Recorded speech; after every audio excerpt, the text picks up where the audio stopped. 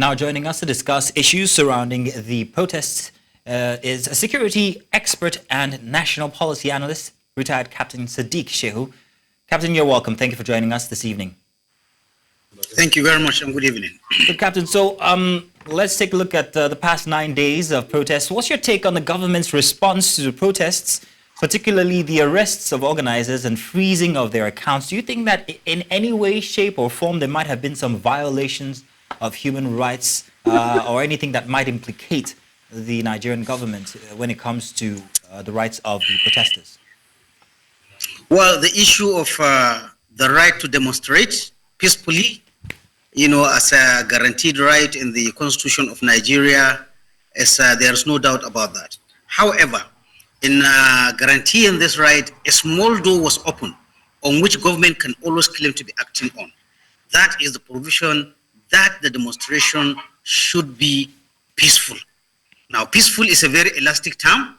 The government will always like to show that a peaceful demonstration has degenerated into a place where there is violence. And once there is violence now, then we go back to the responsibility of government to ensure the safety or life and property of other people who are not demonstrating, and the government will come in. So here we have the demonstrators. We seem to be aligned. Even the president, to be fair to him, I never heard him say that the demonstration is illegal or is unconstitutional. He has refrained from saying that. I'm talking of what the president said, not necessarily what the IGP or police or his other appointees said. He has not said but you see, when it comes to the issue has the demonstration started as a peaceful one? Has it remained peaceful? Now this is what government will always latch on. As soon as there's any sign of violence, now the whole demonstration will be characterized as a violent demonstration, and then the right of the government to protect life and property kicks in. This is what we see. But then again, when we look at the whole picture of the nationwide, we had places where the demonstration was largely peaceful, but unfortunately we also have places where we see looting, we see vandalization, we see burning of government. The government would like to seize, even if it is one area of violence, to characterize the violence. So I could say, whether you want to say the demonstration is peaceful as allowed by the Constitution, and whether it has degenerated into violence where government has to come in, it depends from which area you are looking at it.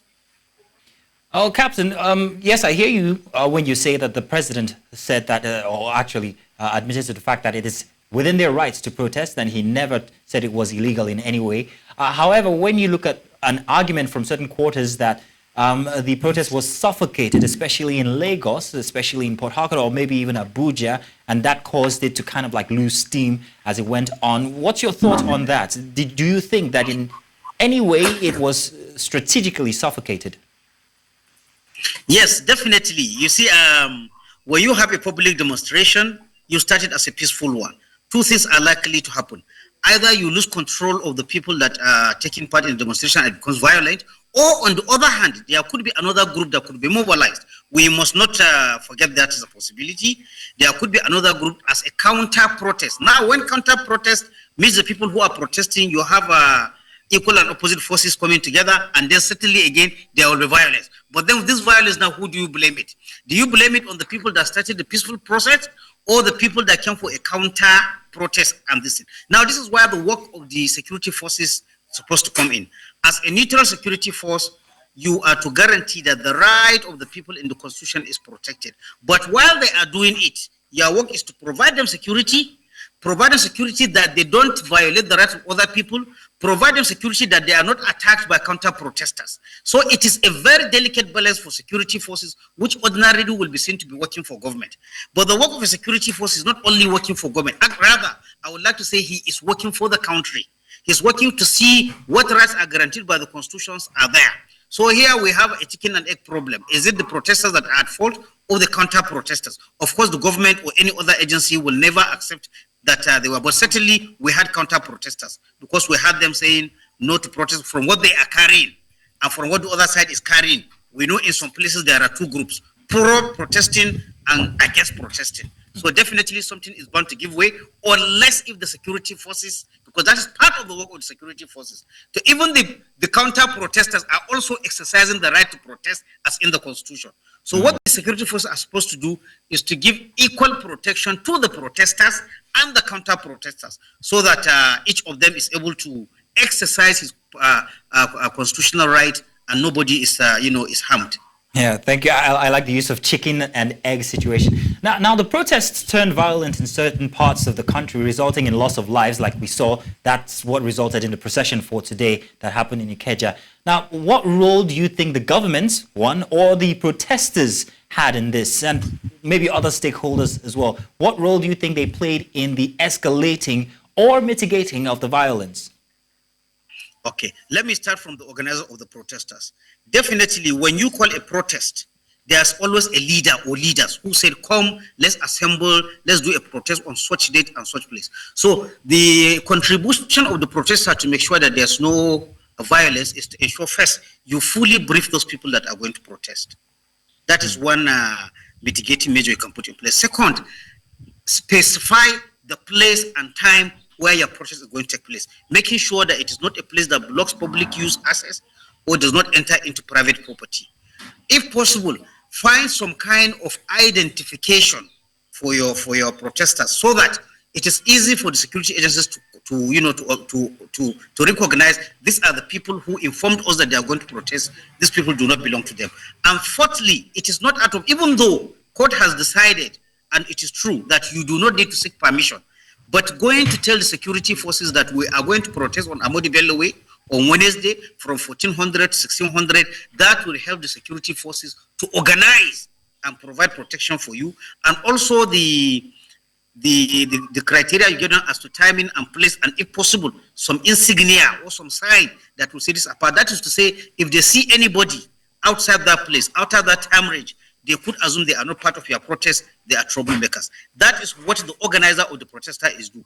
Putting at the back of the mind that, look, once you call a protest, you control the crowd. But as soon as the protest starts, it is very, very easy to lose control of the crowd. But putting these things that I mentioned will help any protester, whether or organizer of protest, either this one or in future, in ensuring that you minimize the possibility of the protest being hijacked or some people infiltrating. If you take these measures, it may not completely eliminate that, but it will reduce it. That is on the part of the organizers. On the part of the government, after recognizing that citizens have a right to protest, you need to brief your security personnel that, look, you are there not to crack down on the protesters, but to protect them and ensure that their protest is in line with laws and procedures and does not infringe on other rights. Because if you don't do that, if the security agent arrives at the scene of protest with the mindset that I'm here to crack down or I'm here to disperse, then already again, I think he is not allowing them to enjoy that thing that that the Constitution has provided them. So if our security men arrive with that mindset that, okay, these people are exercising their right, I am here to ensure that they ensure that their right that Constitution gives them, but without infringing on the rights of the others, without them being attacked by other people who are against what they stand. If the security man goes there, he will also go with the fact that using force would only come in when these people step out of line of the law. And even when they step out of line of the law, you try first negotiation, you try persuasion. All these are skills that a security man will use against a protest. I underline against a protest, not against Boko Haram or against a terrorist. So negotiation, persuasion, it may work, it may fail. If it doesn't work, then you move to non-lethal or non-offensive force to try and see things like tear gas, things like water cannon, things like using a loudspeaker and saying, if you don't disperse, the next thing we are going to use force to disperse you. All these are incremental steps of using force before finally, and unless where life is threatened, that's when you resort to use of bullets or use of arms. But it has to be in a life-threatening situation, either for the defense of the life of the security personnel, because let's be again very clear, the security personnel himself is not supposed to wait until he is mobbed or until he's killed or he's injured. He that is doing the decision, he is to make a decision. If the level of threat being offered by the protesters reaches a level which by his own opinion is a threat to his own life, with all due respect, he is right to use any force that he can use to extricate himself. All right, so, then. but the response first should not be live rounds or cracking down or this. No, you are there to provide protection for them. Okay. It is only when they step out of the law, then use of force comes into it. So these are the issues. And then for the government, I also have to say, Oh, well, while the Captain, protesters are planning to protest- Captain, I'd love to Yes. let you continue, but we are on schedule here. But thank you very much, Captain Shehu, for your contributions. Very intelligent contributions, I must say. Thank you very much, sir. Thank you very much. Yes, indeed, Captain.